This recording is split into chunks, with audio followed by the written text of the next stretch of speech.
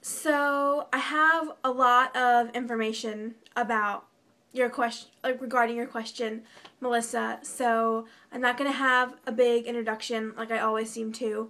I'm just going to get right into my answer because this is not an easy question for me to answer.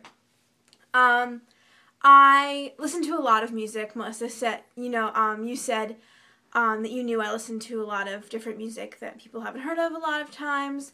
I don't consider myself a music snob by any means. I mean, I listen to music that everyone's heard of, that everyone knows, just as much as I listen to music that no one's ever heard of.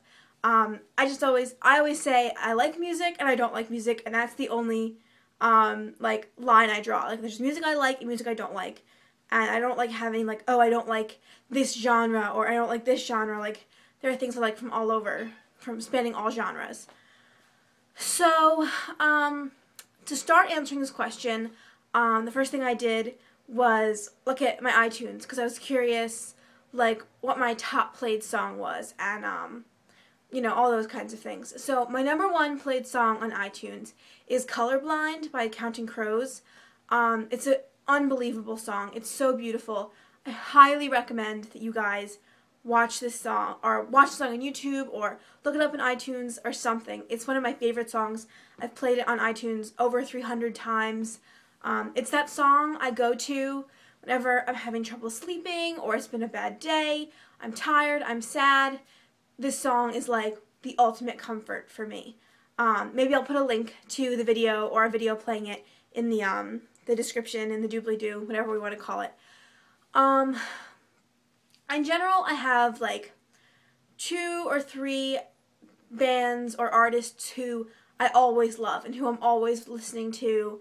And then other than that, like, there's always like this steady stream of new music that I like, and then these couple of like anchors that I always go back to. So the big ones that I'm always going back to are Coldplay. See, I don't only listen to music that no one's ever heard of. They're one of my absolute favorite bands. Their music, I love it when I'm happy, when I'm sad, when I'm tired, when I'm excited, when I want to get pumped up, when I want to relax. Like, I listen to them for every occasion. Every song, every album, I can guarantee you, I love it. Another band that I'm always listening to is Death Cab for Cutie. They've been getting more famous lately, so it's possible you've heard of them. I hope you've heard of them. If you've heard of them, I love you. Where with Coldplay, I mean, I love the lyrics of Coldplay, but I really feel like it's the music of Coldplay that really gets me. Like, it's so it's so powerful. The actual sound of the music. Whereas with Death Cab, it's Benjamin Gibbard's lyrics.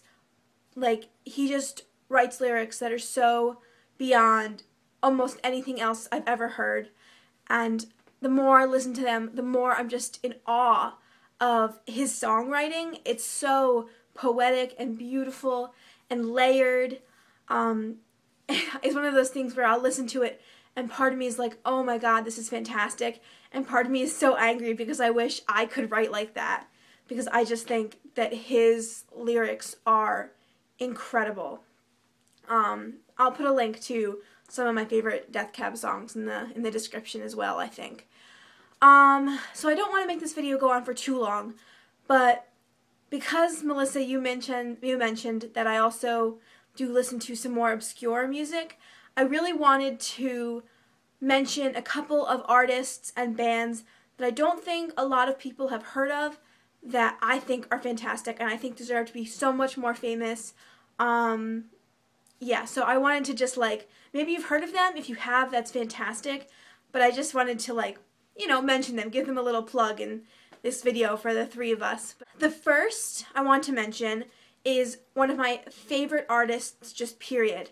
And his name is Josh Ritter. And he is, his songs, he's very folky.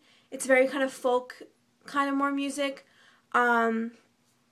What I love about him is a lot of his songs, or most of his songs, maybe it's because he's also a writer, really feel like stories. And so that's what I love about them, is how they tell a story and they have characters and almost a plot, and how you can see how the music like reflects that plot or what's happening. And so that's, I mean, I love the sound of his music also, but that's what I really have always loved about Josh Ritter's music. The next person I really want to mention is this guy, Jeff Pianki, who I found on YouTube ages ago. I really don't think he's that well known at all. I mean, he doesn't even have that many like views on his YouTube videos. I don't think. I haven't watched his YouTube channel in a while.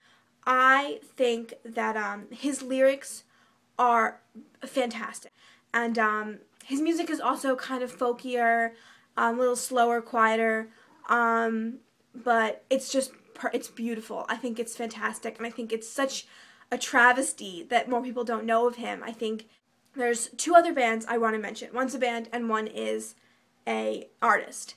The first one is called Noah and the Whale.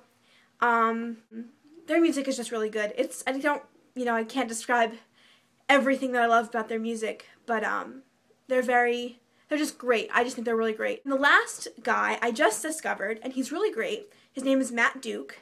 What I think is really cool about him, in addition to having great music, is that he's actually from right around here. He's from Mount Laurel, which I think is so cool. You don't often hear about people from our area. It's really cool. It's cool. It's great music. Like, even if he wasn't from Mount Laurel, I would still think that it's great music. But then, the fact that he's from Mount Laurel, I just think makes it even cooler. You can kind of say, like, we're supporting a local artist. I don't know. So, I hope you guys made it through Tuesday okay. I feel like most people today were feeling very like, oh, it's Tuesday. I've actually had a lot of energy today. I don't know why. Maybe it's coming off of being sick. I'm finally really feeling energized again. So I hope that your guys' Tuesday went well. And I will see you guys tomorrow.